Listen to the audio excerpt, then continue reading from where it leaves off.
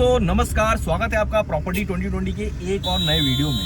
तो आजकल जैसा कि आप गुज्जा भाई गाड़ी लेके गुज्जा या हॉर्न बजाना बंद नहीं करते लोग ना, हॉर्न पे बैठ ही जाएंगे, रास्ता है जगह मिलेगी निकल जाना, पर नहीं। अच्छा खैर छोड़ो, डू नॉट डिस्टर्ब का बोर्ड लगा देते हैं, बाहर की कोई आवाज ना आए।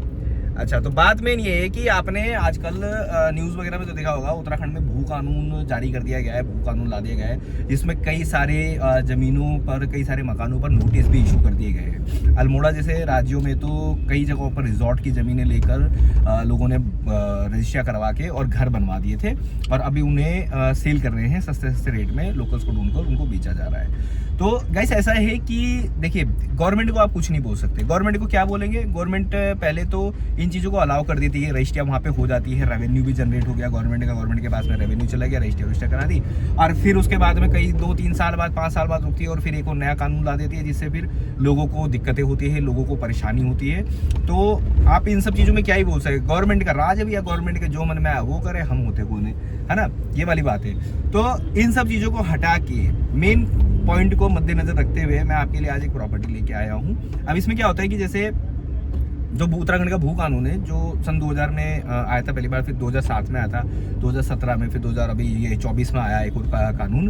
तो इन सब में क्या था कि नगर निगम की जो ज़मीनें हैं, जहाँ पर MDDA रेजिडेंशियल इशू कर चुकी है ऑलरेडी, रेजिडेंशियल उस प्रॉपर्टी को घोषित कर सकती है, वहाँ पे आप कितनी भी ज़मीन ले सकते हैं। और नगर निगम से बाहर की जो ज़मीनें हैं, एग्रीकल्चर जोन है, वहाँ पे आपके लिए लिमिट होती है कि आप 250 गज ले सकते हैं। एक परिवार एक यूनिट वहाँ पे 250 गज जमीन खरीद सकता है।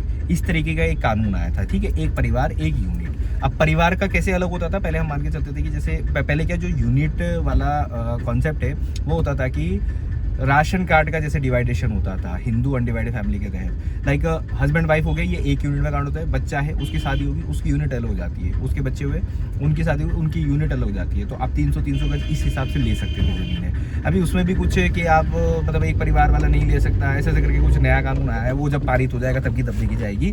फिलहाल क्या है कि मेरे पास में आ जाएगी ज़मीनें जो कि नगर निगम से बाहर भी है, नगर निगम से बाहर है, और इसको आप 300 गज से ज़्यादा भी खरीद सकते हैं। ये टोटल 450 गज ज़मीन है, और मैं वीडियो में आपको बोल रहा हूँ, बना के आपके पास में वीडियो आ रही है मेरी, कि इसको आप 300 गज से ज़्यादा भी खरीद सकते हैं। क्यों? क्योंकि ये ज़मीन नगर निगम के बाहर होने के बाद में भी नगर निगम में आ जाती है। वो कैसे? कि आपने धारा 143 का नाम सुना होगा।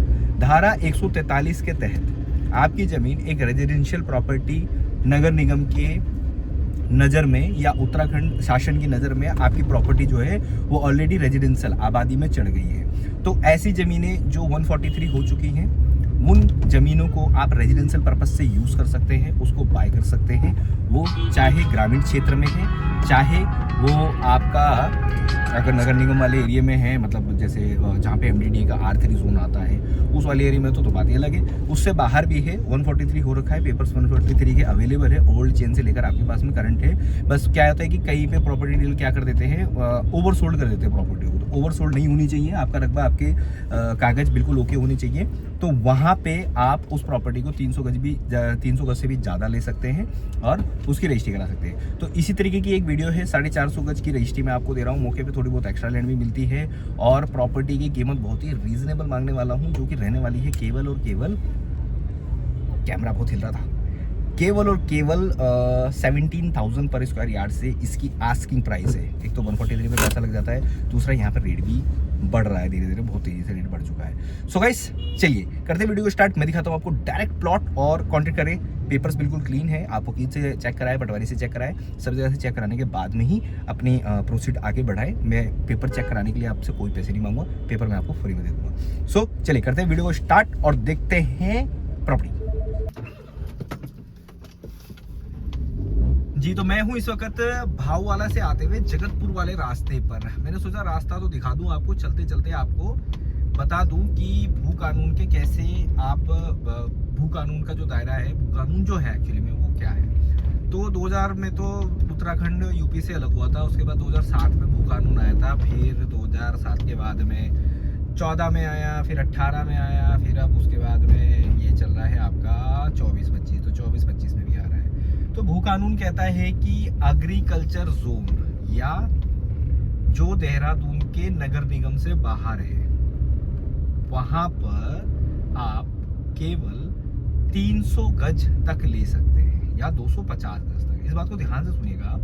जो देहरादून के नगर निगम क्षेत्र से बाहर है वहाँ पर आप केवल 300 गज जमीन ले सकते हैं, यानी 250 वर्ग मीटर, स्क्वायर मीटर। और इसके बाद में अगर आप देहरादून की हद में हैं और नगर निगम की हद में, तो आप वहाँ पर रेजिडेंशियल में यानी R3 में आप कितनी भी जमीन ले सकते हैं, ठीक है जी।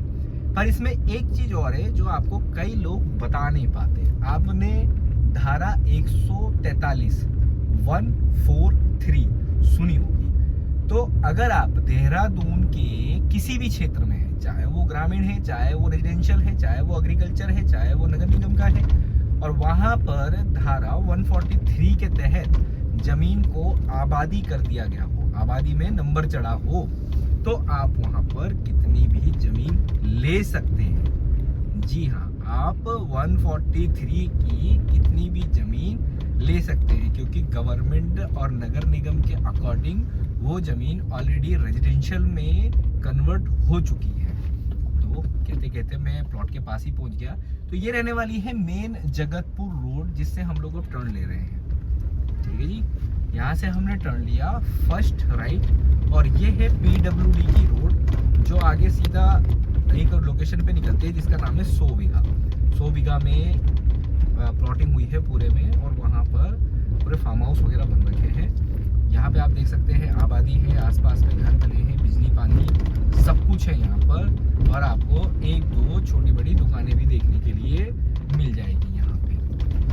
तो यहीं पे बस हमारे पास में प्लॉट आ रहा है। अब मैं मेन रोड से कितना ही 100 मीटर आया हूँ शायद, चलो मान लिया 200 मीटर आ गया। कई लोग इस चीज़ को क्रिटिसाइज करते हैं 100 मीटर तो कुछ नहीं होता, 200 मीटर आगे चलो जी। तो 200 मीटर आने पे ही हमारा प्लॉट आ गया। ये जो दुकान थी, घर था, इसी के बगल में। मैं बस गाड़ी लगा देता हूँ, फिर उसके बाद हम देखते हैं। लगा दी गाड़ी, और आप देख सकते हैं जहाँ पे दुकान है वहाँ से लेकर यहाँ तक इन्होंने रोड छोड़ी हुई है। पर इससे पहले जब आप आए थे तो वहाँ पे आप देख सकते हैं कि वो जहाँ पे नई वाली बाउंड्री हुई है उससे लेकर वो घर जहाँ पे है, पुराना घर है वो, तो वहाँ तक की रोड है। तो आपको नॉलेज में बता दूं कि ये पुराना घर है, पहले का कंस्ट्रक्शन है। जो इसने PWD ने जो रास्ता पास कर रखा है वो रहने वाला है यहाँ पे लगभग 18 फीट का रहने वाला है, ठीक है जी। 18 फीट का PWD का रास्ता है जो कि मेन रोड से सीधा चला आता है। तो आपका 4 व्हीलर यहाँ से आराम से आ जाएगा, जैसे कि मेरा है। प्लॉट शुरू हो जाता है इससे, ये बाउंड्री है, इसके बाद से यहाँ पे देखिए ये आ गया इस प्रॉपर्टी का पूरा फ्रंट। ये धारा 143 के तहत चेंज करा दी गई है। आबादी की ज़मीन है यहाँ पे, ठीक है। 450 गज ये रजिस्ट्री में हमारे पास में 450 गज है। मौके पे थोड़ी और आपको ज़मीन एक्स्ट्रा मिलती है। तो ये अभी इस पर ट्रैक्टर चला के इसको प्लेन किया गया है ताकि इसमें हल्का फुल्का सा कुछ खेती खूती कर ली जाए। तो ये ज़मीन है, यहाँ से ज़मीन ऐसे थोड़ी सी राउंड हो जाती है, यहाँ से बढ़ जाता है इसका। और ये आगे देखिए, ये बाउंड्री ये आ गई ऐसे, और यहाँ तक आ गए हम, ठीक है जी। इसके बाद से भी ये ज़मीन है जहाँ पे ये पेड़ लगे हुए हैं, वहाँ तक हमारे पास में ज़मीन है। यहाँ से हम अपना आराम से कुस्सा बना सकते हैं, बाउंड्री बना सकते हैं, और इस पूरे 450 गज के खेत को हम ले सकते हैं, और सिंगल हैंड पे इसकी रजिस्ट्री हो जाएगी। इस तरफ से आप देखेंगे तो पीछे जो ये खेत दिखाई दे रहे हैं, ये ग्राम समाज के पार्ट में आता है। तो इसमें कोई कंस्ट्रक्शन नहीं होगा, कुछ नहीं होगा, क्योंकि हमेशा ऐसे ही खुला रहेगा। उधर पे किसी की खेती है, आगे मेन रोड पे जो लग रहा है, पीछे बगीचा आ जाता है, ये आ जाता है पूरा, यहाँ से व्यू दिखाई दे जाता है आपको। पूरे अच्छे हाइट पे है हम लोग इस वक्त, काफ़ी अच्छे हाइट पे है। और इस साइड से आप देखेंगे तो ये बगल में घर बन रखा है, इस तरफ में घर बन रखा है, दोनों साइड में घर बना है, बिजली पानी सब कुछ है यहाँ पे। तो आप चाहें तो आगे दुकान भी बना सकते हैं, पीछे मकान बना सकते हैं पूरा। और ये आ गया आपका सामने का पूरा व्यू, पूरा हिल व्यू दिखाई देता है यहाँ से। देखिए बदराज टेम्पल है सामने, क्लाउड एंड वाला, मसूरी वाला, पूरा हिल व्यू दिखाई देता है। आसपास में घर बने हैं, ज़्यादा दूर आपको जाना नहीं है मेन रोड से।